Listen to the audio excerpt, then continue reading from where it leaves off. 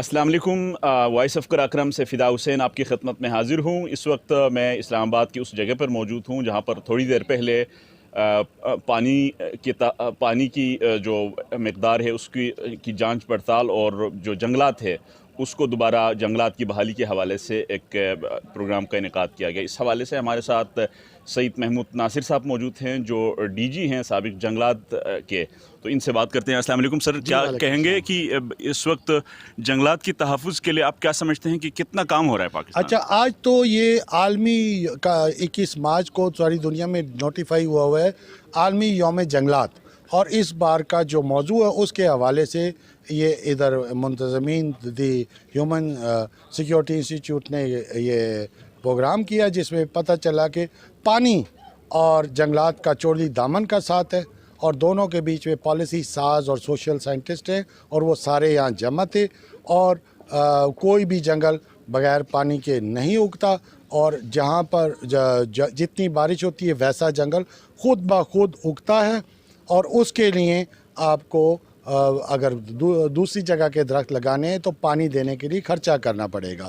اور دوسری چیز پتہ چلی کہ 2 مثالیں دی گئیں آج کے سیمینار میں، ایک 1973-72 کی حکومت پاکستان یا 1965 کی حکومت ہندوستان، جنہوں نے بغیر خرچ کر کے کچھ ایسے اقدامات کیے جس سے جنگلات شدید ترین بچاؤ اور بڑھوتری کا باعث بنے۔ پاکستان میں جو قانونی فورم ہے، یہ نہیں ہے کہ اوپر سے ایک آرڈر دے دیا، وہ قانونی فورم ہے ایک ایسے ملک میں جس کے آئین کے تحت جنگلات صوبائی معاملہ ہے، کہ CCI کی فورم سے فیصلہ ہو گیا کہ کھڑے جنگل آکشن نہیں ہوں گے، کٹ کے ہوں گے، اس کی وجہ سے جنگل بچ گئے جی، اور ادارے بن گئے۔ پنجاب میں ٹمبر ایکسٹریکشن ڈویژن بن گیا، کشمیر میں اکلاس بن گیا، آزاد کشمیر لاگنگ اینڈ سا مل کارپوریشن، KP میں فارسٹ ڈیولپمنٹ کارپوریشن بن گیا، جو اور اس میں جنگل بچانے والا، کاٹنے والا، آکشن کرنے والا سسٹم ہی بدل دیا گیا، جس کی وجہ سے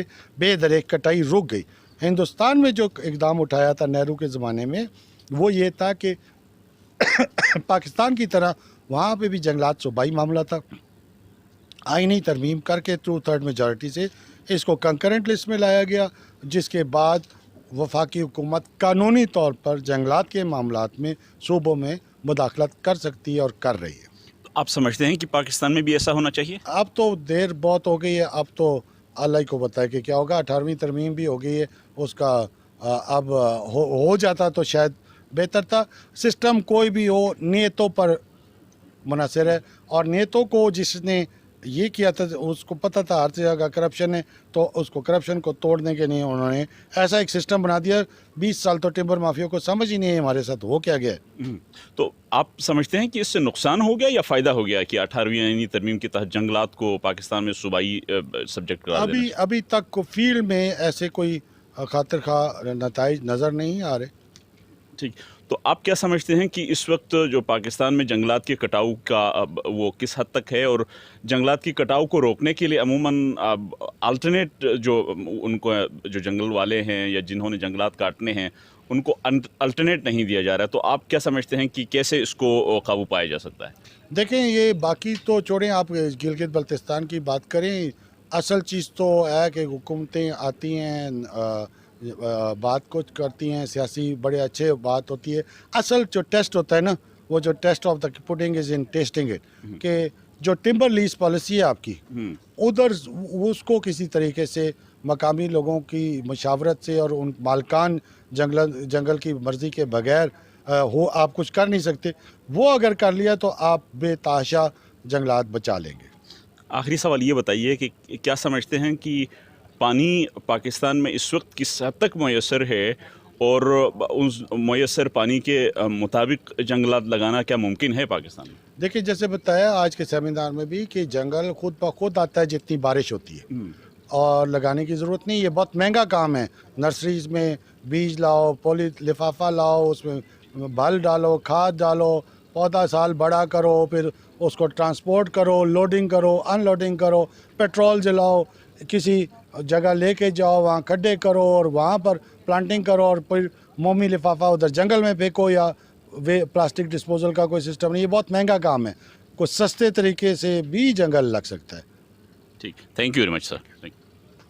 اب ہم بات کرتے ہیں کہ اس کانفرنس کے روح رواں اور ہیومن سیکیورٹی انسٹیٹیوٹ کے ڈی جی رفیق احمد قریشی صاحب سے اس کانفرنس کے انعقاد کے مقصد کے حوالے سے.